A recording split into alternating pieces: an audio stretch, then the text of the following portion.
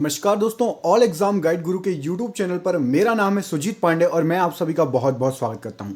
दोस्तों यहां पर आपके लिए लेकर आ गए हैं साइंस के टॉप 100 क्वेश्चन, खासतौर पर आपके आरआरबी ग्रुप डी के लिए। ग्रुप डी का एग्जाम आपको पता है अब चालू होने वाला है। अब कमर कस लो, जिसने अब ढिलाई कर दी तो एग्जाम में सिलेक्शन नहीं होगा। केवल 1.5 महीने हैं, लेकिन 1.5 महीने में बहुत कुछ हो सकता है, लेकिन दिन रात एक करना पड़ेगा। तो ये यहाँ पर 100 क्वेश्चन पूछूंगा साइंस के, जो आपके एग्जाम में आए हुए हैं। आपको टारगेट है 80 प्रश्न सही करने का। रोज रात को 10 बजे आपको ये साइंस का वीडियो मिलेगा। चैनल पर पहली बार आए, चैनल को सब्सक्राइब कर लेना। जो भी डिमांड हो, अभी 1.5 महीने बचे हैं, मुझे कमेंट बॉक्स में बताओ। जो पढ़ना हो हम सब लाएंगे, आपकी पूरी हेल्प करेंगे, लेकिन आपको भी ईमानदारी से पूरा वीडियो देखना होगा, पूरे टेस्ट लगाने होंगे, ठीक है। चलिए तो स्टार्ट करते हैं 100 क्वेश्चन। पहला क्वेश्चन है, जल में घुलनशील विटामिन कौन सा है? तो यहां पर सही आंसर हो जाएगा जल में घुलनशील विटामिन आपका विटामिन सी है। ऑप्शन नंबर बी इस प्रश्न के लिए सही आंसर हो जाएगा। बढ़ते हैं दूसरे प्रश्न की तरफ। ये रहा आपकी स्क्रीन पर। इसमें आपसे पूछा गया है, वास्तविक सूर्यास्त और आभासी सूर्यास्त के बीच लगभग कितने समय का अंतर होता है? तो वास्तविक सूर्यास्त और आभासी सूर्यास्त के बीच लगभग लगभग जो आपका अंतर होता है वो होता है 2 मिनट का। ऑप्शन नंबर ए 2 मिनट यहां पर सही आंसर हो जाएगा इस प्रश्न के लिए। बढ़ते हैं प्रश्न नंबर 3 की तरफ। इसमें आपसे क्या पूछा गया है? इसमें आपसे पूछा गया है कि पुष्पों का अध्ययन इनमें से क्या कहलाता है? तो पुष्पों का अध्ययन यहां पर सही आंसर हो जाएगा आपका एंथोलॉजी कहलाता है। ऑप्शन नंबर सी पुष्पों के अध्ययन के लिए राइट आंसर हो जाएगा एंथोलॉजी। क्वेश्चन नंबर 4 की तरफ बढ़ते हैं। ये आपकी स्क्रीन पर, जस्ता के अयस्क कौन है? जस्ता के अयस्क इनमें से कौन है या कौन सा है? तो जस्ता का अयस्क जो है आपका जिंक ब्लेड। ऑप्शन नंबर ए ये जस्ता का अयस्क है। ऑप्शन नंबर ए यहां पर सही आंसर हो जाएगा इस प्रश्न के लिए। बढ़ते हैं अगले प्रश्न की तरफ। प्रश्न नंबर 5 पर, सामान्य मानव नेत्र का दूर बिंदु कितना होता है? तो सामान्य मानव नेत्र का दूर बिंदु अनंत पर होता है। ऑप्शन नंबर बी अनंत पर बिल्कुल सही आंसर हो जाएगा दूर बिंदु के लिए। प्रश्न नंबर 6, पौधे में आवश्यकता से अधिक जल किस प्रक्रिया द्वारा बाहर निकाला जाता है? तो पौधे में आवश्यकता से अधिक जो जल होता है उसको वाष्पोत्सर्जन के माध्यम से बाहर निकाला जाता है। ऑप्शन नंबर बी वाष्पोत्सर्जन यहां पर इस प्रश्न के लिए सही आंसर हो जाएगा। क्वेश्चन नंबर 7 देखिए, ये आपकी स्क्रीन पर, दांत का मसूड़ा किस पदार्थ का बना होता है जो काफी कठोर होता है? तो दांत का मसूड़ा जो रहता है वो कैल्शियम फास्फेट का बना होता है, और दांत का इनेमल या दांत का मसूड़ा शरीर का सबसे कठोरतम भाग है। Option number B calcium phosphate यहां पर सही आंसर हो जाएगा।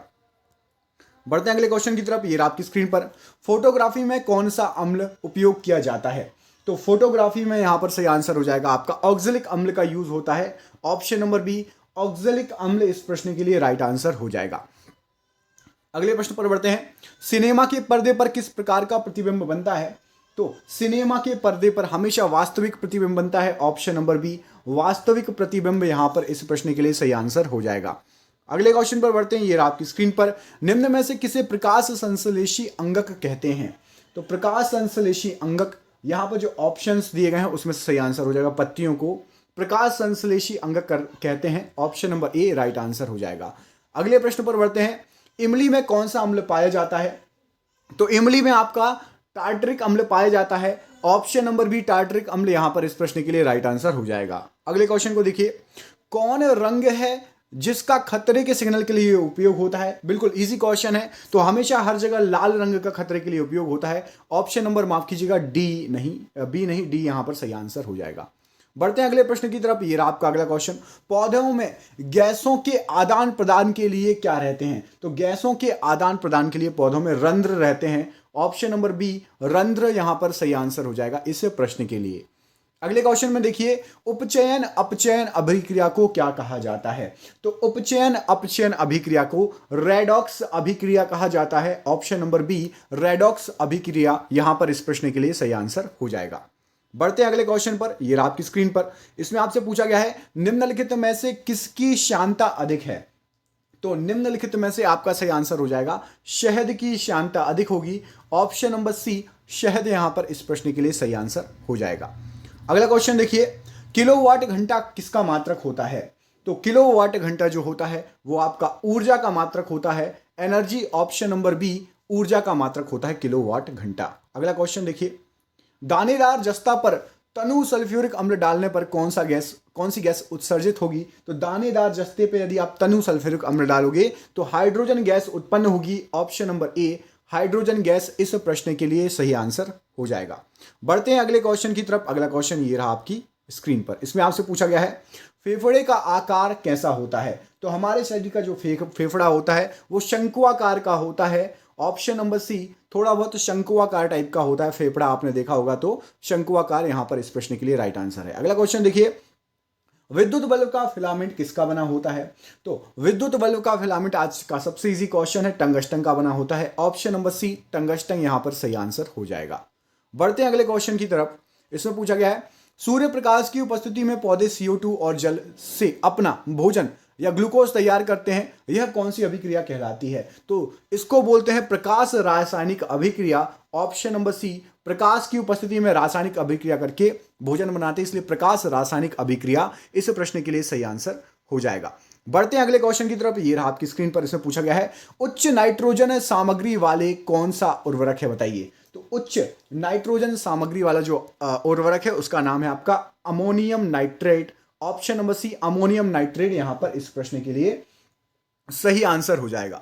बढ़ते हैं अगले प्रश्न की तरफ। ये रहा आपकी स्क्रीन पर। भोजन का पाचन किस प्रकार की अभिक्रिया है। तो जो भोजन का पाचन है वो उपचयन अभिक्रिया है। ऑप्शन नंबर ए, उपचयन अभिक्रिया होती है भोजन का पाचन। ऑप्शन नंबर ए सही आंसर है। अगला क्वेश्चन देखिए, प्रतिरोधक का मात्रक क्या होता है। तो रेजिस्टेंस या प्रतिरोधकता का मात्रक जो होता है ओम मीटर होता है। Option number A, ohm meter यहां पर इस प्रश्न के लिए राइट आंसर हो जाएगा। बढ़ते हैं अगले क्वेश्चन की तरफ। ये रहा आपकी स्क्रीन पर। जिंक तथा लेड कॉपर की अपेक्षा कैसे हैं। तो जिंक तथा लेड कॉपर की अपेक्षा अधिक क्रियाशील हैं। ऑप्शन नंबर बी, अधिक क्रियाशील होते हैं जिंक और लेड कॉपर की अपेक्षा। बढ़ते हैं अगले प्रश्न की तरफ। ये रहा आपकी स्क्रीन पर। हार्मोन शब्द का नामकरण किसने किया है। तो हार्मोन शब्द का जो नामकरण किया है वो किया है बेलिस और स्टर्लिंग ने। ऑप्शन नंबर सी, बेलिस और स्टर्लिंग ने हार्मोन शब्द का नामकरण किया है। अगला क्वेश्चन देखिए, विद्युत धारा उत्पन्न करने की युक्ति को क्या कहा जाता है। तो विद्युत धारा उत्पन्न करने की जो युक्ति होती है उसको जनित्र से, ऑप्शन नंबर सी, जनित्र के द्वारा विद्युत धारा उत्पन्न करते हैं। ऑप्शन नंबर सी सही आंसर हो जाएगा इस प्रश्न के लिए। अगले क्वेश्चन पर बढ़ते हैं।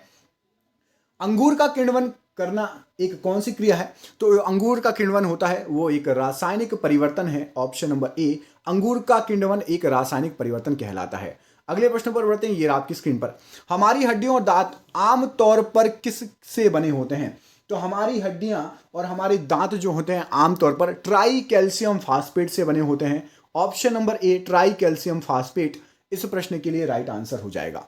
बढ़ते हैं अगले क्वेश्चन की तरफ। ये रहा आपकी स्क्रीन पर। इसमें आपसे पूछा गया है जब एक बार चुंबक को दो बराबर हिस्सों में काटा जाता है तो प्रत्येक टुकड़े की ध्रुव शक्ति कैसी रहेगी। तो यदि चुंबक को आप दो बराबर टुकड़ों में भी काट दोगे तो भी जो उसकी शक्ति रहेगी समान रहेगी। नए चुंबक छोटे छोटे भी रहेंगे तो उसमें नॉर्थ पोल साउथ पोल अपने आप बन जाता है, जितने भी टुकड़े कर दो उतनी बार बन जाएगा। अगला क्वेश्चन देखिए, लिटमस रंजक बैगनी रंग का होता है जो निकाला जाता है किससे। तो लिटमस रंजक बैगनी रंग का होता है जो लाइकेन से निकाला जाता है। ऑप्शन नंबर बी, लाइकेन इस प्रश्न के लिए सही आंसर हो जाएगा। बढ़ते हैं अगले क्वेश्चन की तरफ। दर्पण की चौड़ाई को दर्पण का क्या कहा जाता है। तो दर्पण की चौड़ाई को दर्पण का द्वारक कहा जाता है। ऑप्शन नंबर सी, द्वारक यहां पर दर्पण की चौड़ाई को कहा जाता है। अगला क्वेश्चन देखिए, शुष्क बुझा हुआ चूना पर क्लोरीन गैस की क्रिया से कौन सा पदार्थ बनता है। तो शुष्क बुझे हुए चूना पर यदि आप क्लोरीन की क्रिया कराएंगे तो विरंजक चूर्ण प्राप्त होगा। ऑप्शन नंबर बी, विरंजक चूर्ण यहां पर इस प्रश्न के लिए सही आंसर हो जाएगा। बढ़ते हैं अगले क्वेश्चन की तरफ। ऑक्सीजन क्या है। तो ऑक्सीजन एक एंजाइम है। ऑप्शन नंबर सी, ऑक्सीजन एक एंजाइम यहां पर इस प्रश्न के लिए सही आंसर हो जाएगा। ये लीजिए आपका अगला क्वेश्चन। जैव प्रक्रम के अंतर्गत कौन आता है बताइए। तो जैव प्रक्रम के अंतर्गत आपके पोषण, उत्सर्जन, श्वसन ये तीनों आते हैं। तो यहां पर ऑप्शन नंबर डी सही आंसर हो जाएगा। पोषण, उत्सर्जन और श्वसन तीनों उपरोक्त सभी। अगला क्वेश्चन देखिए, सोलर कुकर में प्रयोग किया जाता है कौन सा दर्पण। तो सोलर कुकर में हमेशा अवतल दर्पण का प्रयोग किया जाता है। ऑप्शन नंबर ए, अवतल दर्पण यहां पर इस प्रश्न के लिए सही आंसर हो जाएगा।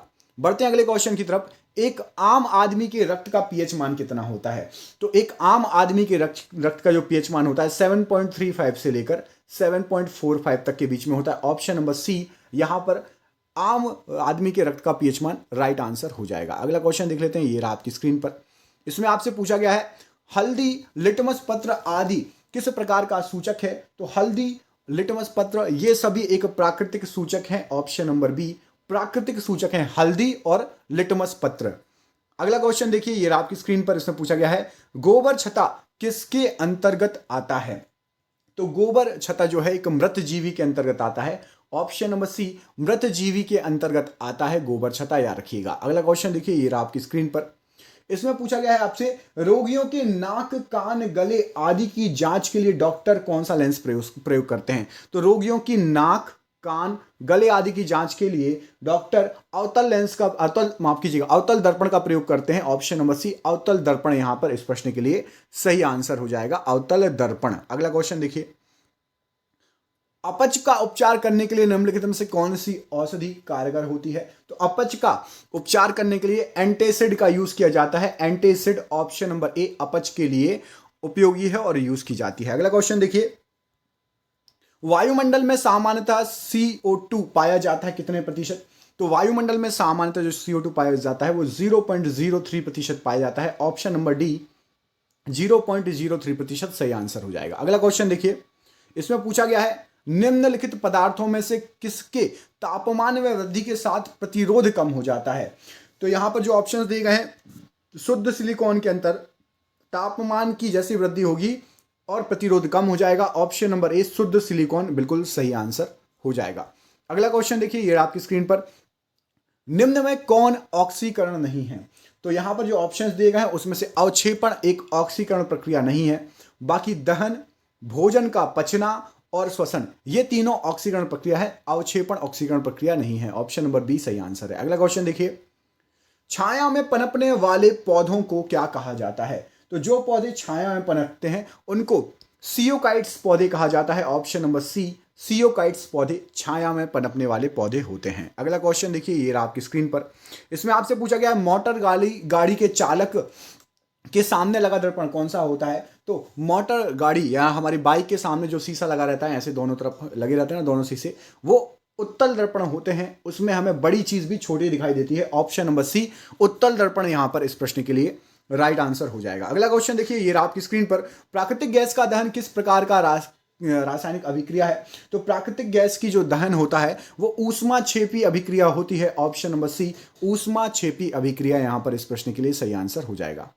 बढ़ते हैं अगले प्रश्न की तरफ, मनुष्य में मुख्य श्वसन अंग क्या है? तो मनुष्य में जो मुख्य श्वसन अंग होते हैं सांस लेने के लिए फेफड़े का यूज होता है। ऑप्शन नंबर ए फेफड़ा यहां पर मुख्य श्वसन अंग कहलाता है। अगला क्वेश्चन ये रहा आपकी स्क्रीन पर, इसमें आपसे पूछा गया है, टायर्स को क्यों ट्रीड किया जाता है? तो टायर्स को जो ट्रीड किया जाता है घर्षण बढ़ाने के लिए, कि जब गाड़ी चले जमीन से लगे के तो वो जो है चिपकी रहे, घर्षण रहे, फ्रिक्शन रहे, है ना। अगला क्वेश्चन देखिए, स्किड ना करे।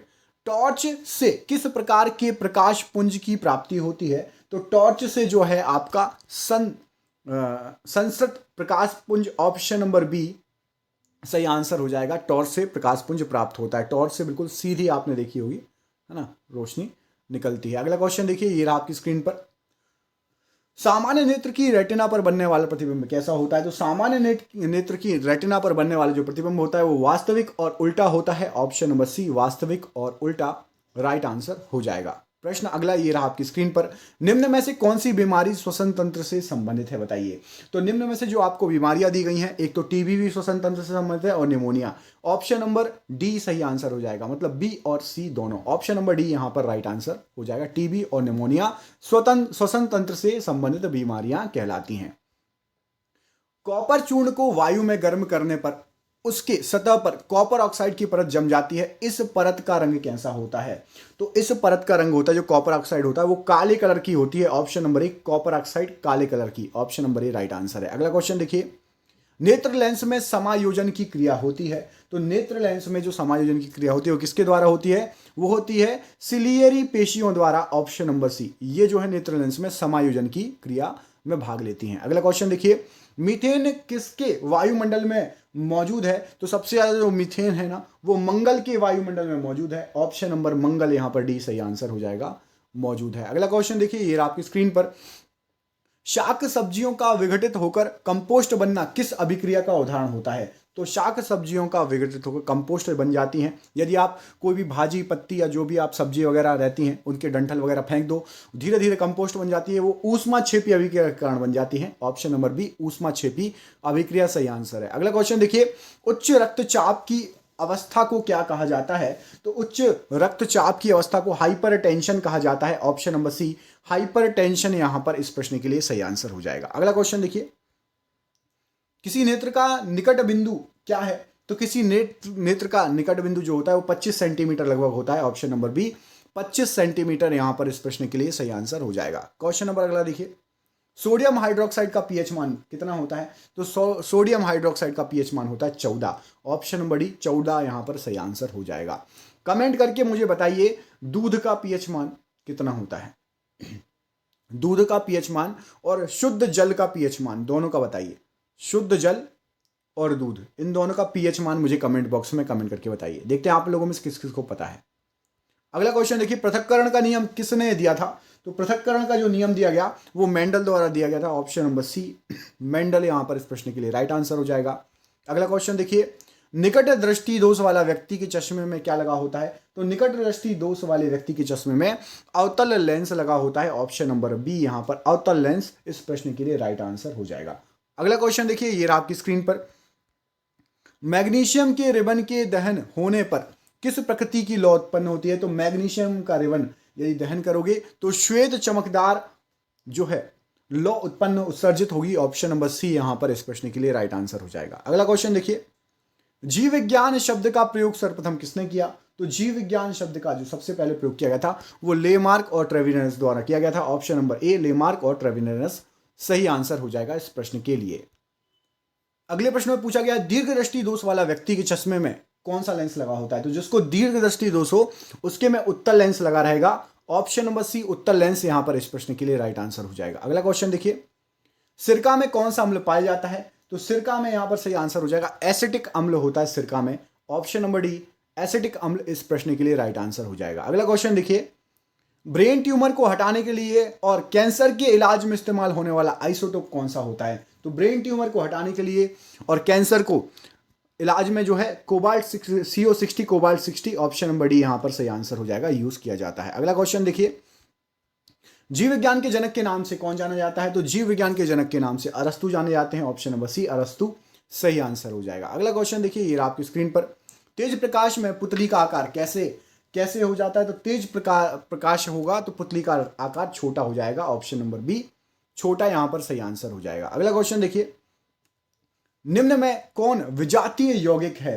तो निम्न में से यहां पर जो ऑप्शंस दिए गए हैं, प्लास्टर ऑफ पेरिस जिसको आप पीओपी बोलते हो, एक विजातीय यौगिक है प्लास्टर ऑफ पेरिस या पीओपी।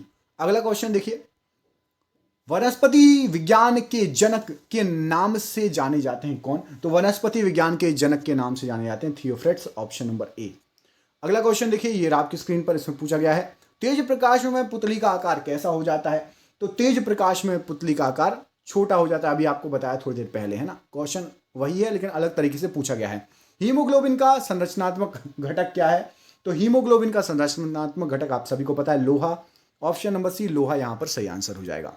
नींबू के रस का पीएच मान कितना होता है? तो नींबू के रस का पीएच मान यहां पर सही आंसर, देखिए आसपास बताना पड़ेगा आपको, तो आसपास देखिए 7 से कम ही होना चाहिए। तो ऑप्शन नंबर बी यहां पर आसपास है 2.2। ठीक है, ये एग्जाम में जानबूझ के पूछा गया है, इसमें आपको लगेगा कि मैंने तो कुछ और पढ़ा था।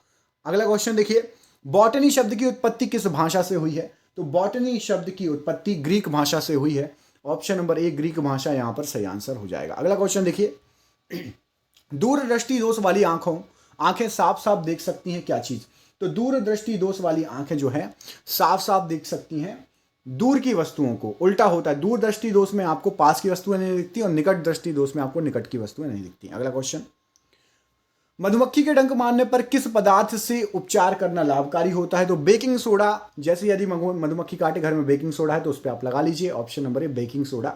नहीं तो कई लोग लोहा, चाबी वगैरह घिसने लगते हैं, लोहा घिसने लगते हैं कि स्वेलिंग ना हो। अगला क्वेश्चन देखिए, फाइकोलॉजी में किसका अध्ययन किया जाता है? तो फाइकोलॉजी में शैवालों का अध्ययन किया जाता है। ऑप्शन नंबर बी शैवाल सही आंसर हो जाएगा फाइकोलॉजी के लिए। अगला क्वेश्चन देखिए, मानव नेत्र में जो बिंदु प्रकाश के लिए बिल्कुल सुग्राही नहीं रहता कौन सा होता है? तो वो बिंदु होता है आपका अंध बिंदु, प्रकाश के लिए बिल्कुल सुग्राही नहीं रहता। Option number B right answer हो जाएगा। अगला क्वेश्चन देखिए, मुंह साफ करने के लिए किस प्रकार के मंजन का व्यवहार करना चाहिए जिससे कि दंत क्षय रोका जा सके? तो मुंह साफ करने के लिए आपका क्षारीय प्रकार के, क्षारकीय प्रकार के या क्षारीय प्रकार के टूथपेस्ट का यूज करना चाहिए जिससे आपका दंत क्षय ना हो, दांत गिरे नहीं, घिसे नहीं। खमीर डैश का उदाहरण है? तो खमीर एक कवक का उदाहरण है। ऑप्शन नंबर बी खमीर एक कवक का उदाहरण हो जाएगा। अगला क्वेश्चन देखिए, पर्यावरण का अध्ययन जीव विज्ञान की किस शाखा के अंतर्गत किया जाता है? तो पर्यावरण का अध्ययन जीव विज्ञान की पारिस्थितिकी शाखा के अंतर्गत किया जाता है। ऑप्शन नंबर डी पारिस्थितिकी यहां पर सही आंसर हो जाएगा इस प्रश्न के लिए। अगला क्वेश्चन देखिए, मानव नेत्र में क्या होता है? यहां पर क्या हो जाएगा सही आंसर? तो मानव नेत्र में आपका जो है ऑप्शन नंबर सी उत्तल लेंस होता है। मानव नेत्र उत्तल लेंस की भांति व्यवहार करता है, राइट आंसर हो जाएगा। अगला क्वेश्चन देखिए, ये आपकी स्क्रीन में, निम्नलिखित में से कौन अधातु विद्युत का सुचालक है? तो यहां पर अधातुएं दी गई हैं और एक विद्युत का सुचालक है, तो वो है ग्रेफाइट। ग्रेफाइट एक अधातु और विद्युत का सुचालक है। ऑप्शन नंबर ए यहां पर राइट आंसर हो जाएगा इस प्रश्न के लिए। अगला क्वेश्चन देखिए, उदय और अस्त होते समय सूर्य कैसा दिखाई देता है? तो उदय और अस्त होते समय सूर्य जो है लाल कलर का दिखाई देता है। ऑप्शन नंबर ए लाल रंग यहां पर इस प्रश्न के लिए राइट आंसर हो जाएगा इस प्रश्न के लिए।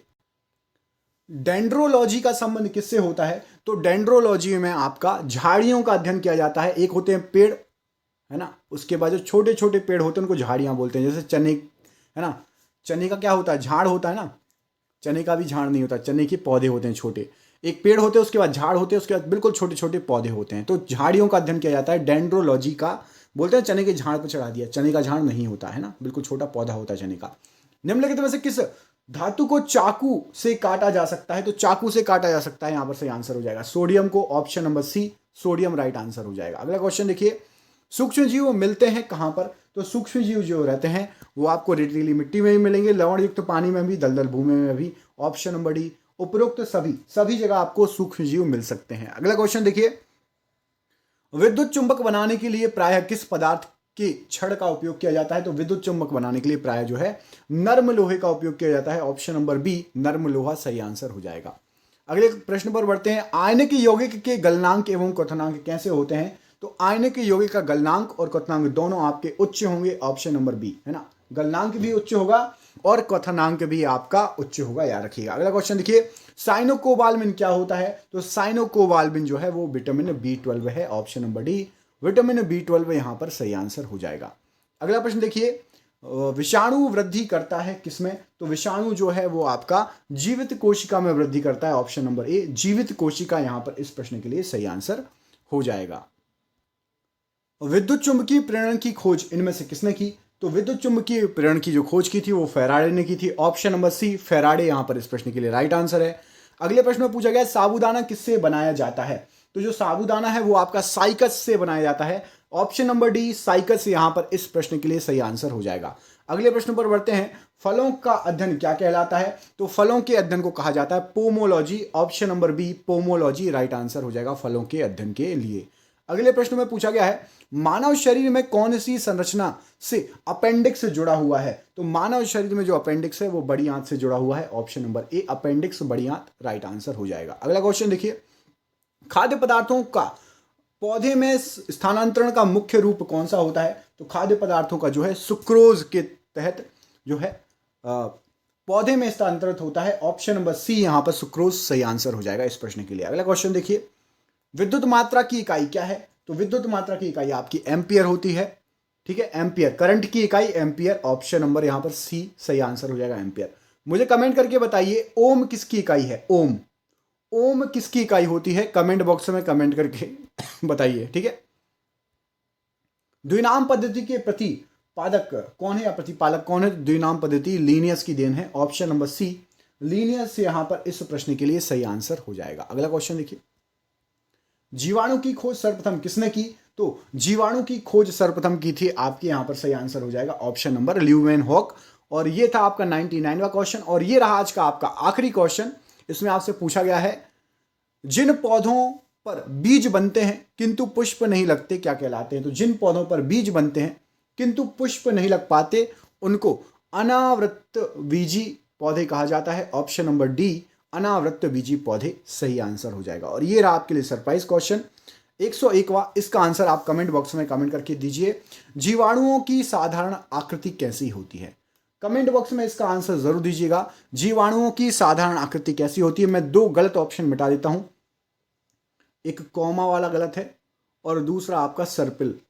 बी और सी में से कोई एक आंसर है, ठीक है। जीवाणुओं की साधारण आकृति कैसी होती है? कमेंट बॉक्स में आंसर दीजिए। रोज साइंस का और जीके का वीडियो देखना है। कल सुबह 6 बजे जीके के वन लाइनर अपलोड होंगे, उनको देख लेना, स्पेशली ग्रुप डी और एनटीपीसी के लिए। तो मिलते हैं आपसे अगली वीडियो में। प्लीज वीडियो को फैला दो यदि आपको रोज क्वेश्चन पढ़ने हैं ऐसे ही अच्छे। एक एक शेयर बहुत इंपॉर्टेंट है, एक एक लाइक अपने दोस्तों को जरूर भेजिएगा। बहुत बहुत धन्यवाद दोस्तों, आपका दिन शुभ हो। बहुत बहुत धन्यवाद।